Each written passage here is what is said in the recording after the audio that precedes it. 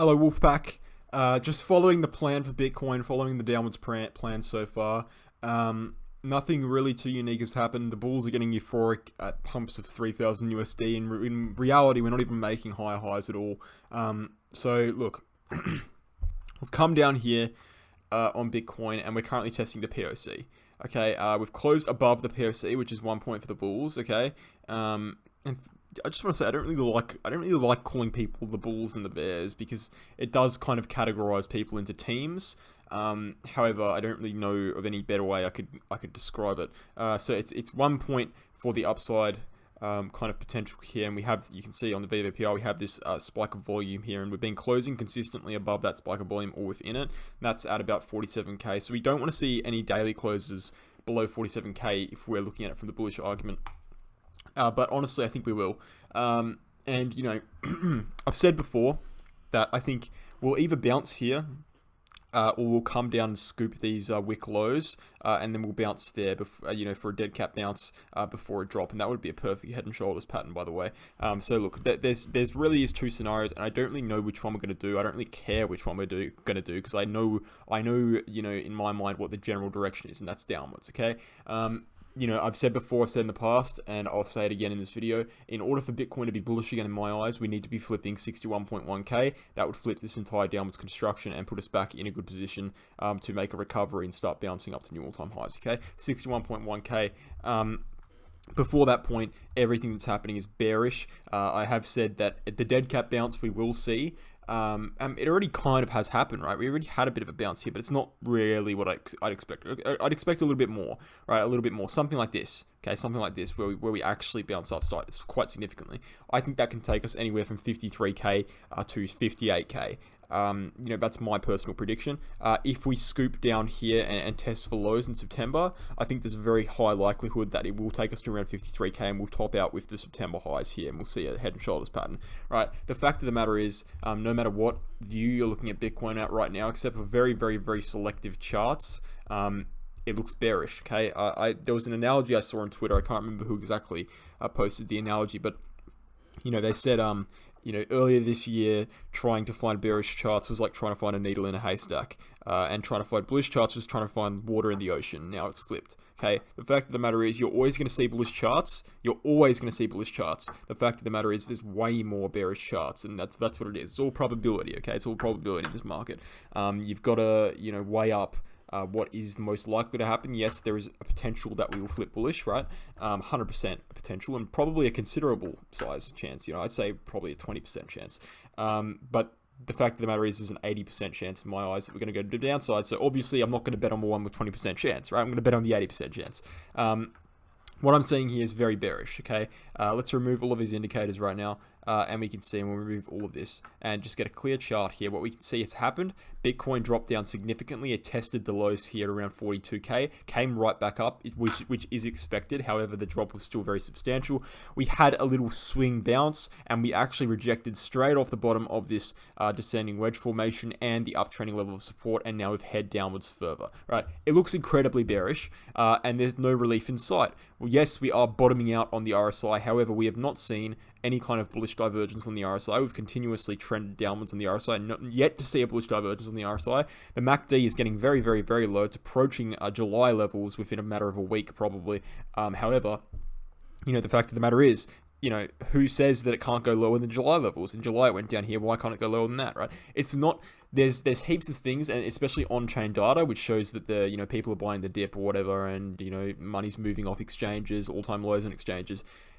It's all well and good, but the fact of the matter is, it doesn't mean that the price is going to rally immediately. They're lagging indicators, okay? And all of that could tie into the fact that we're going to have a dead cat bounce. It doesn't necessarily mean that we're going to be having new all-time highs, and that's my kind of problem with it, right? Especially with the exchange, coins and exchanges, right? Coins and exchanges have reached all-time lows consistently, and they've been trending downwards for about a year, okay? Who's to say on this dead cat bounce where all coins go parabolic, right? If we see a dead cat bounce, my theory, and I'm not going to say it's my theory because it's not, right? But I'm saying it's relatively likely that we'll see an altcoin season, because that's what typically happens on a dead cat bounce before a bear market, okay? But I'm not going to go ahead and say that it's my prediction, because I'm not 100% sure on it. I'm waiting to see what happens with it. What I am you know, what I am, you know, standing by is the fact that I think we're going to see a bear market, or as I've said, at least a bearish phase in the market, like we saw here between May and July. Okay, it doesn't have to be a full-blown bear market where we go down to 25k. It could just be downtrending for a while. Okay, after the dead cat bounce, and then we enter this region again. We do some downtrending, right? That's, you know, what I'm saying. I'm not saying it's going to be a full bear market because we haven't seen a typical end to the bull market. So there's no reason for me to believe we're going to see a typical bear market. But, you know, I'm just weighing up all your possibilities here. And the fact of the matter is the chart looks bearish in my opinion. But what I was saying is, if we do see a dead cat bounce, something like this, right? Or even something like this where we bounce, let me delete this line here and then I can show you. We bounce from current prices, right? And come up and retested this uptrending level of support again before rejecting, right? That would be an indication that we might be seeing an altcoin season. I'm going to explain why. I've explained why in previous videos, right? Go check out my last video and a previous video before that about Ethereum. But later today, I'm going to be uploading a video about whether Ethereum can actually flip Bitcoin. And this is obviously under the assumption that we do see that altcoin season. And I think it is relatively likely, right? Short-term flip. I don't think it's going to long-term flip Bitcoin. When we go to a bear market, we go to any sort of bearish phase in the market, Ethereum will inevitably drop back below Bitcoin. But briefly, it is possible, okay? That's the whole premise of the video that I'm going to release later today. But yeah, essentially what I'm looking at right now is bearishness, right? We had a massive red candle, you know, and I want to say don't listen to, you know, I would say don't listen to the bulls, but you have to, right? Because you need to take both sides into account. I suppose we do have an area of support here, and as I've said, we do have the VPR telling us that we're in a bit of a spiked area of volume. Once we drop below this green box, we're pretty much certain to go from around 44k to around 42k. There's no doubt about that at all. I think from here, the most likely scenario, as I've said, is either a little bounce off of this green box. If we drop below that, which is around 47k, we drop below 47k, we're pretty much destined to go to 44 to 42 for at least something there, you know, maybe a bit of ranging and then a bounce, something like that, right? You know, the fact of the matter is this rejection here, anyone could have seen it from a mile away except for the people with bullish bias, okay?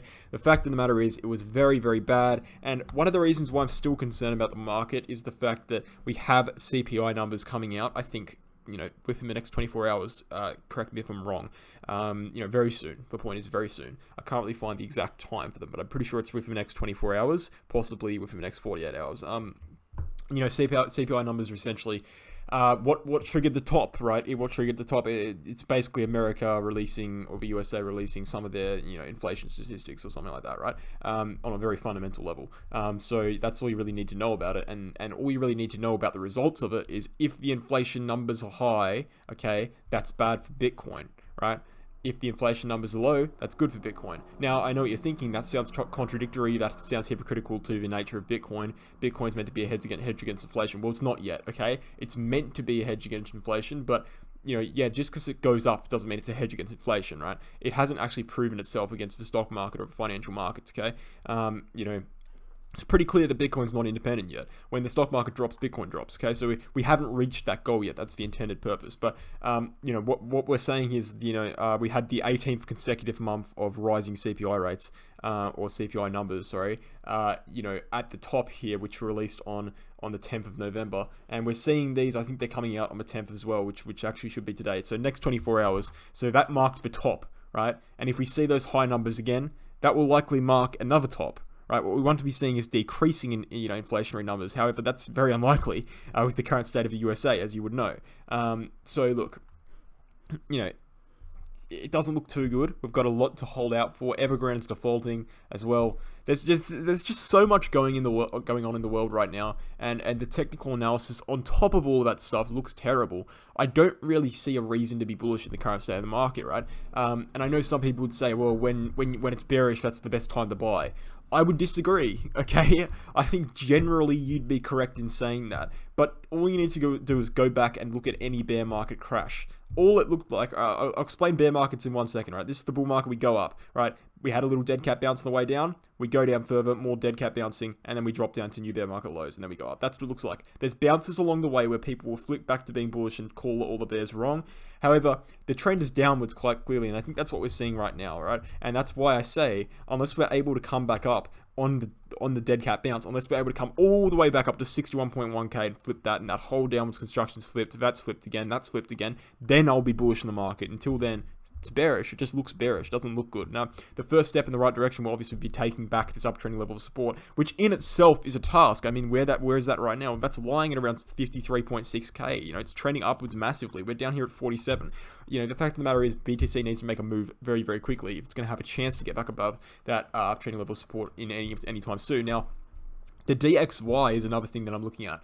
The DXY is basically, on a very fundamental level, it's basically a chart that measures the strength of the US dollar in relation to other major currencies in the world, okay? Now, the DXY heading up in value means that Bitcoin generally goes down. If the DXY goes down, it means Bitcoin technically goes up, right? Generally goes up, right? The stronger the US dollar is, the less strong Bitcoin is. On a general basis, they are actually correlated quite well, okay? Obviously, it's not perfect, but they're correlated quite well. Now, you know, we had this downwards trend all the way here through 2020, downtrending all the way here through about May, right? And what you'll notice is at the same time the DXY pumped, we had that May correction on Bitcoin. So we've been trending upwards since then, and honestly, the Bitcoin rallies have been way weaker than expected historically, and that could be one of the reasons why. But what's happening now on the DXY is we're coming up on a major level of resistance. And the best case scenario for Bitcoin, right, is if we reject from this resistance, which we've already started to do a little bit, right? If we reject from that resistance, that would be excellent for Bitcoin, because that would mean the US dollar is weakening. More people would be looking for hedges against inflation, hedges against everything, and they'd buy into Bitcoin, right? And they'd look at Bitcoin. But you know, right now, I do have reason to believe that we will be going upwards. I mean, first of all, we've seen a double, W pattern. I mean, second of all, you could say this is some sort of inverted head and shoulders pattern to a certain extent, you know, something like that. And third of all, even if you're very, very optimistic, you could say it's some sort of cup and handle formation that we're forming here. The fact of the matter is, you know, it looks like we're going to have at least another attempt at the resistance. If we look closer here, and we can draw probably some sort of symmetrical triangle pattern. I haven't done this before, but I'm just freestyling it. Yeah, some sort of symmetrical triangle. And you know, symmetrical triangles in an upwards trend do indicate that we will be heading higher, right? Because symmetrical triangles typically are neutral patterns, but if in an upwards trend, they tend to be patterns of continuation, right? Doesn't mean it's going to, it just means it's likely to happen, okay? And what we can actually look at here is we can go to November the 10th and see what happened there with the inflation numbers. When the high inflation numbers came in on November the 10th, we had the largest green candle on the DXY in quite a while. Okay, so if we do see high inflation numbers again, what's going to happen? Well, it's pretty obvious. We're going to break out of that triangle and retest that level of resistance. So yes, there's just too much going wrong to be bullish right now. Let's look at the weekly chart as well. All right, let's go to the index. Actually, we'll look at the weekly chart. I'm just trying to give you an update on what's going on. Now, this was my original kind of theory as to what would happen with Bitcoin.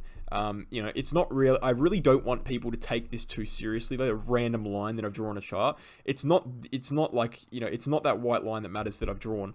It's the trend. Okay, I can't predict exactly how the bear market's going to play out, but I can predict that we're probably going to be entering one. All right, so I don't care about this line too much. It's just a rough indication. In fact, I don't care about it at all. I'm going to delete the line. All right, I've just said that I think it's likely, and I've said even when I draw that line, I think it's likely we trend all the way back down to 40k or 42k before seeing a dead cat bounce, and then we see that head and shoulders pattern, and then go down. You know, something like that potentially. But I want to bring up this chart because let's remove all of these indicators and let's bring up some indicators that I actually want to look at here. Bull market support band I want to look at. I want to look at the 50 SMA and the 200 SMA. And then I also wouldn't mind looking at the EMA. Where is the EMA? Here we go. The 100. Oh, that's the wrong one. Let me get up an exponential moving average. We'll go for 200 exponential moving average. Okay. Let's grab this. We can do 200. And then we'll actually bring it back to the daily chart just for this to look. We want to look at the 200-day exponential moving average. Let's remove both of these things quickly, and we can see that we've also lost that for support. Now, the bulls were hoping that this would hold, and I don't really, I don't think this trend line's that compelling. I don't think this dynamic support is that compelling. I don't think it really does anything, right? You can see we've kind of just drifted through it without any real contention, except for here maybe once, and that might have been a coincidence, and it's kind of trended near our local lows here. But you know, obviously, as soon as we get near it, and the bulls are trying to grasp onto anything they can find, they do try to try to play it into the narrative a little bit. And, you know, we were holding it for support very, very, very briefly here for about 2 days, 3 days, and we've absolutely plunged below that now. So that's another support zone gone for Bitcoin. And I don't want to be this person who's just saying, oh yeah, Bitcoin looks terrible, but, you know, I'm just trying to tell you guys my opinion on the market. I think it very well could pump, right? Fear Greed Index telling you everyone's fearful right now, you know, everyone's selling, whatever. Point is, I don't buy or sell based off of Fear Greed Index, right? I buy or sell based on what the TA looks like. I'm not gonna sit here hoping out for something to happen, because, you know, you can bet you can bet yourself that back here in 2018 when we dropped like this, the Fear Greed Index was probably very fearful the whole time, extreme fear the whole time. Didn't mean we went up, okay? Didn't mean we went up. We had relief rallies, okay? And that's what I'm expecting. I'm expecting a relief rally at some point. All right, because we can't just go down. We can't just go straight down. It doesn't work like that, right? It's the same thing with going up. When you go up, you have corrections, right? Same thing when you go down, you have relief rallies, right? The overall trend is downwards, okay? But what we're looking at right now, and the next major support for Bitcoin that we need to be looking at, is the 50-week SMA, and this is one of the reasons why I'm kind of inclined to believe that we might be dead cat bouncing right from this region, because the 50-week SMA and the weekly candle closes in 3 days is actually currently trading at 47.3k. Where did we bottom out recently? Well, we bottomed out right on top of it, right? We bottomed out around 47.2, and the weekly candle is currently hovering above that. What typically happens with this trend line is it typically holds for support, right? On the first drop down, it holds for support. Held for support here, we pumped up. Held for support here, we pumped up. And now it might hold for support again, and we'll probably see a relief rally off of that. Now, the reason why I don't think it's going to take us new all-time highs is because you'll notice that every time it holds for support, we're also simultaneously holding the bull market support band, except for July, which is a preemptive drop caused by manipulation, okay? You know, right now we've lost the bull market support band, and we're actually testing. You can see we're simultaneously testing the bull market support band for resistance while holding this for support. I also want to say about July, and the reason why some people are saying, well, July we hold it for support, and July went to new all-time highs. Okay. Doesn't work like that, okay? I just gave you one reason why it doesn't work like that. The other reason is we don't have any bullish divergence. The other reason is, you know, we don't have any MACD cross that looks like it's going to come in quickly. The other reason, we're not testing a major support zone, really. I mean, we're just kind of testing a random region that we formed this year, okay? You know, I could give you dozens and dozens of reasons. Another reason is we're not only below the bull market support band, but we're below uptrending levels of support. We're below, you know, descending wedge formation. We're below a lot. And another reason is that in July, people were holding out for the most part for, you know, the idea of a 4-year cycle theory where we went to 100k in December. We don't have that anymore, right? People are drifting away from the 4-year cycle theory. People are starting to see, including myself, starting to see their views on the market invalidated, and hence they're being more conservative with Bitcoin now. Now, you know, that said, I do think the most likely scenario is bouncing off of this in the short term, and I'll tell you why, right? We can see, let's remove the bull market support band here. We bounced off it here. I'll actually bring it back, sorry. We bounced off it here on the way down. I guess you could call that a bounce. I'm not going to call that a bounce, but what we could say was a bounce here. We retested the bull market support band from that bounce, and then we dropped below it. And then we didn't bottom out until we tested the 200-week SMA about a year later, okay? Same thing happened in 2013. I could show you it right now. I'm not going to, though. Same thing happened here in 2019 in a miniature bull market we had. We dropped the bull market support band. We retested it, bounced off of the 50-week SMA, came back up, dropped below, bottomed out on the 200, right? Same thing happened there. So what would that look like on this current chart? Well, you can see we're below the bull market support band, just like both of those examples, okay? What that would look like is a bounce off of the 50-week SMA, coming up above the bull market support band, getting rejected, or maybe even rejecting off of the bull market support band, right? And then topping out with September, right? Have a small relief rally sideways for a bit, and then that would be the relief rally, and then we drop down for about a year, all the way into around, you know, November to December 2022, in which we bottom out with the we wouldn't go down to 20k actually, but we go to around November to December 2022, in which we bottom out with the 200-day SMA, wherever that would 200-week SMA, wherever that would be at the time. I'm thinking the mid 20Ks to around the early 30Ks, right? That's where I'm thinking it's going to be. Ultimately, if we're following historical trends, and this is one thing you need to consider as well, we're not really following historical trends anymore. I guess we are on a larger scale, but the last month we definitely haven't been. But if we do follow historical trends and see a bear market based off the historical trends and the dynamic support zones, then what will happen next is a little bounce off of here, all right, and then ultimately bottoming out on the 200-week SMA in about a year's time. So around November to December next year. November to December next year, we'll bottom out of 200. Where would that be? It's hard to say because we don't have all of the data. But, you know, I would say, as I said, somewhere in the mid-25s, early 30s, it'd probably curve back a little bit, right? What I can say, though, is we most likely would not go to 20K or below because we have never historically retested an all-time high made on Bitcoin, okay?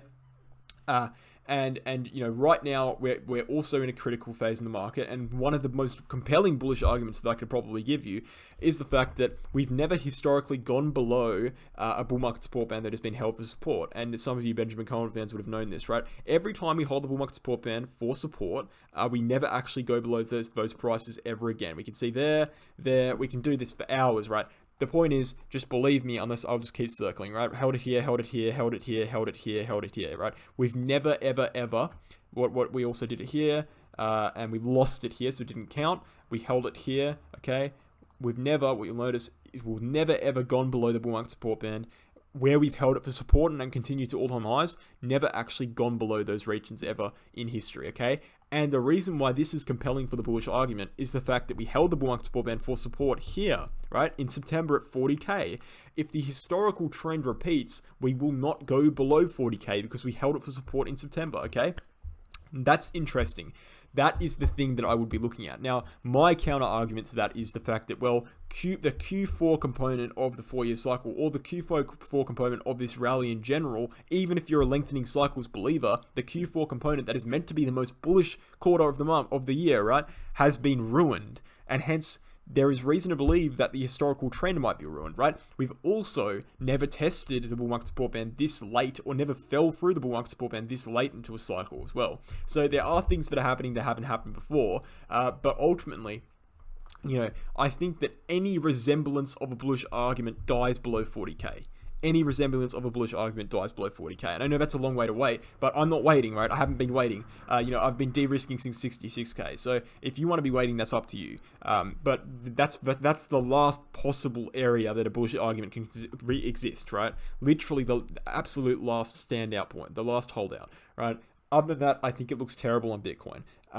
You know, so look, what can I say? You know, I think that the dead cat bounce should be interesting for both the bulls and the bears because, as I've said, I do think there is a potential. I'm not saying it's certain, I'm not saying it's guaranteed. I do think there is a potential that Ethereum and altcoins could have a bit of a rally on the dead cat bounce, where we might see that, you know, here most likely on the red line. I think this is the most likely scenario. We see it on the 50-week SMA, we bounce here. But as I've said, it is possible we bounce from around 42K and see that more prominent head and shoulders pattern, all right? Either way, I think either of those scenarios, it is possible to see that altcoin season. That would be the last hoorah of the bull run, the last area to make some profits before you, you know, exchange your coins for fiat and stable coins and try to buy back at the bottom in the bear market. So I'm hoping for that altcoin season, and not only am I hoping it for the gains, I'm also hoping for the altcoin season because if we do see an altcoin season, it would confirm a bear market. And I think personally that what we need to be seeing on Bitcoin right now is a bear market, a refresh. It's pretty clear that this bull market has been doomed from the start, and the reason being is because institutions have taken control. Okay, I was thinking about this with Mega Whale, one of my close friends, one of my close analysts in the market who we speak to regularly, right?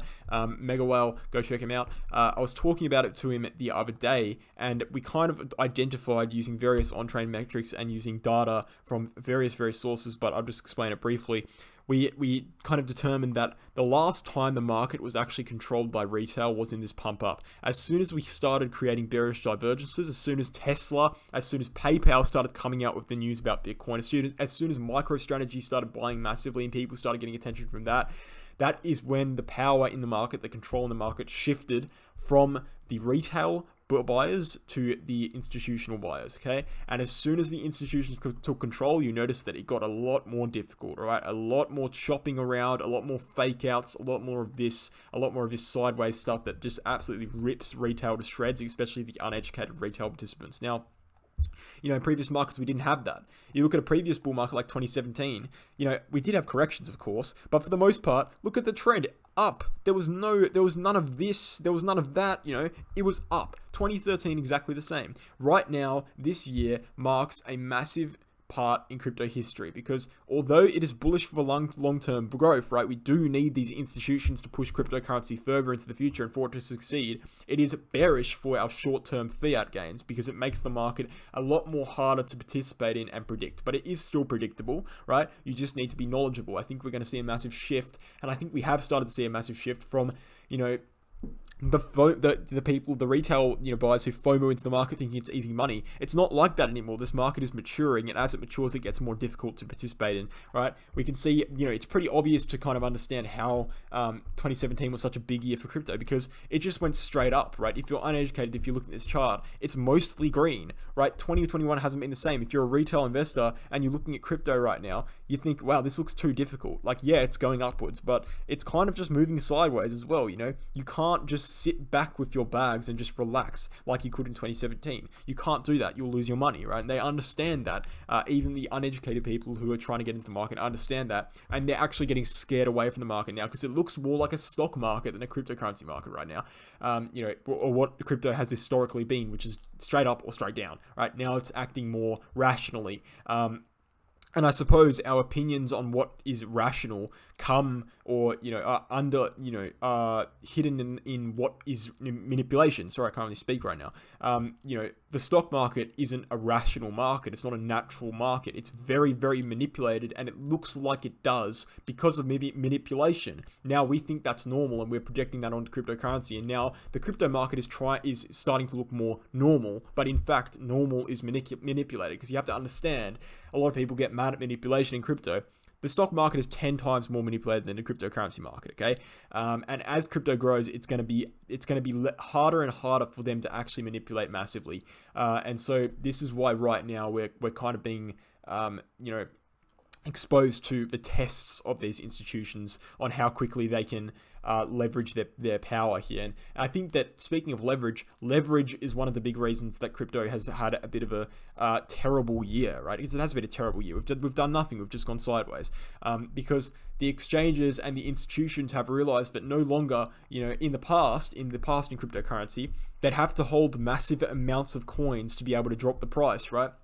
Now, with leverage open to most people, which didn't exist in the past, which was partially through Binance, right? Binance only came out in the last bull market, and it wasn't popular until this bull market, right? Now, with leverage available to most people, right? The institutions and the manipulators and the exchanges as well, who are definitely manipulating the price, know that they only need to push the price below a certain critical threshold before mass liquidations occur and the price enters a massive downwards trend.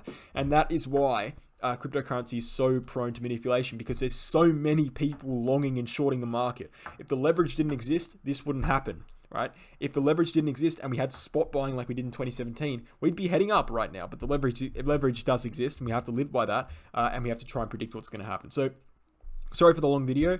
I just wanted to get all my thoughts out about Bitcoin. Just to sum it up, I probably could have done this video in 5 minutes just to sum it up.